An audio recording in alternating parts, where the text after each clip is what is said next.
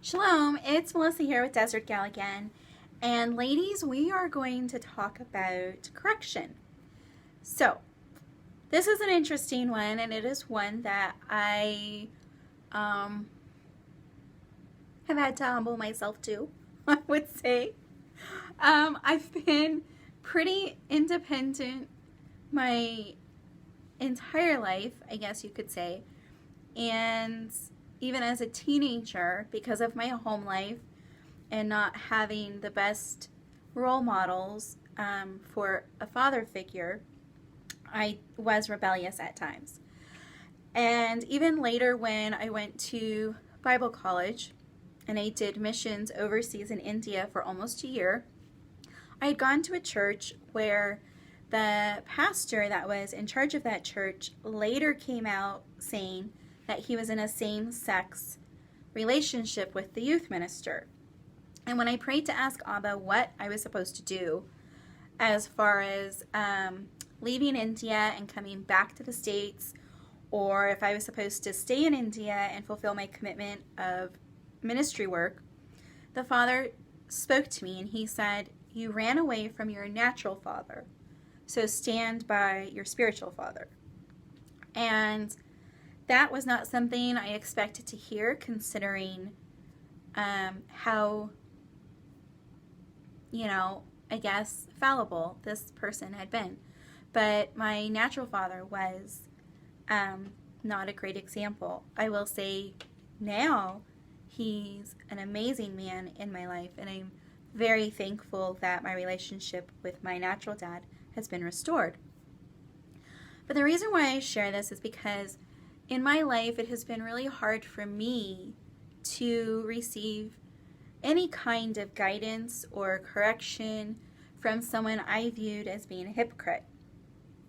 And the scripture never tells us that we're supposed to be mindful of someone's hypocrisy.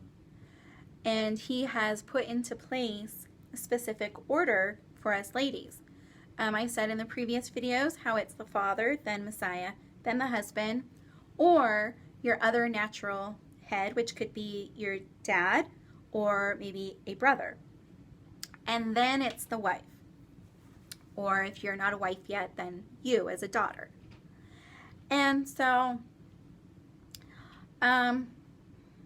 it's been tough to receive correction when I have felt there's hypocrisy in play, and or if I just felt like someone was wanting to have a heavy hand on me but not be responsible or be accountable or have self-control themselves. All signs of hypocrisy. And what the Father has had to teach me is that it really doesn't matter what I think. It doesn't matter how I feel.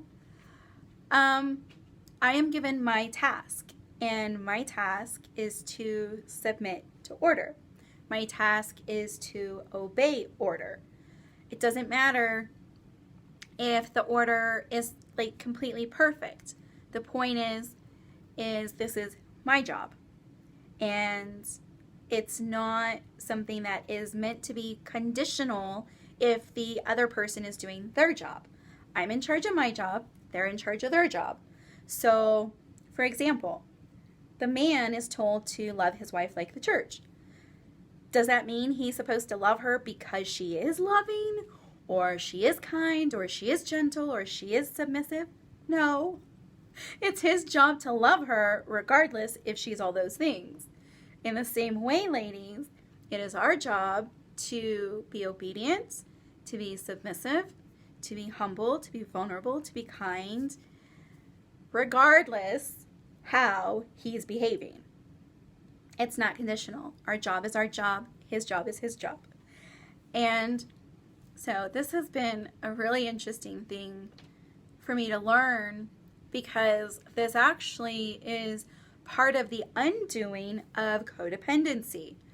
Codependency tends to act and react based on how the other person acts and reacts. And that is not a healthy kind of love.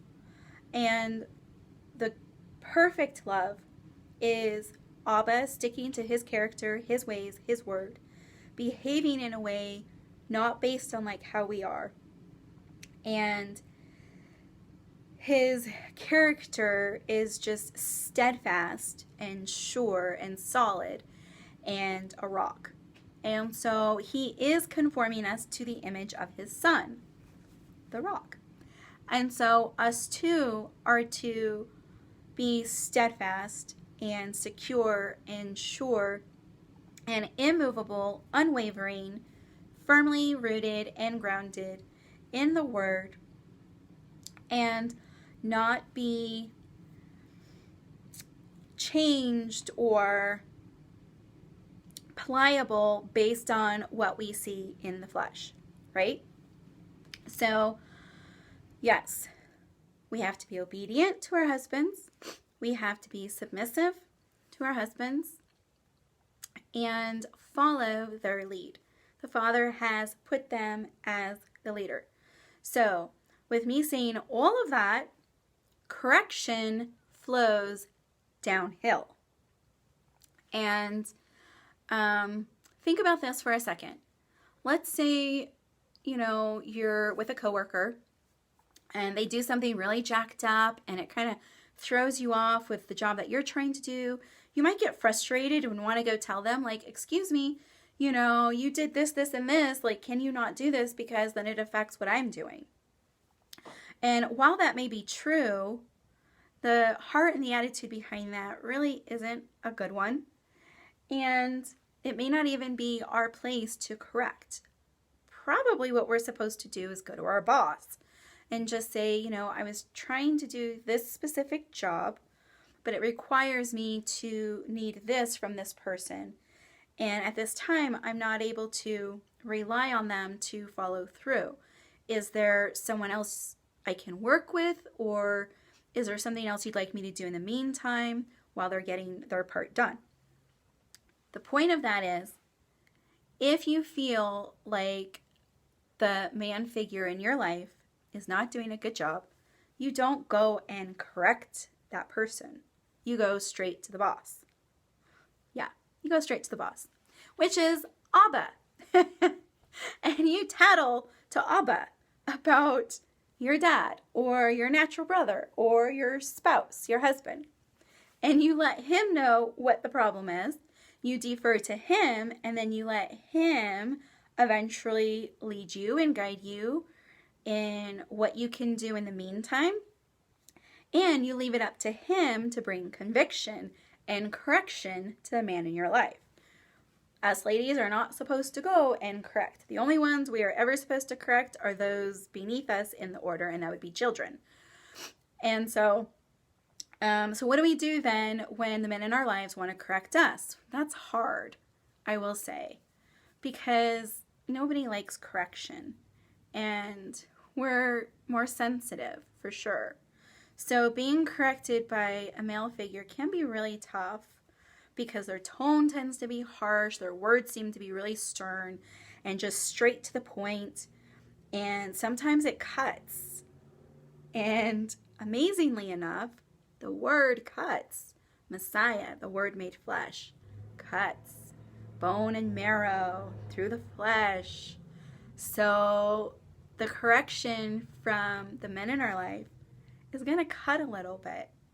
But if they're able to do it skillfully and gently, then the correction that they give will come not with a heavy hand, not like a hammer, or with a bunch of like natural fleshly blah, blah, blah, blah, blah, craziness, name calling, or whatever the case may be.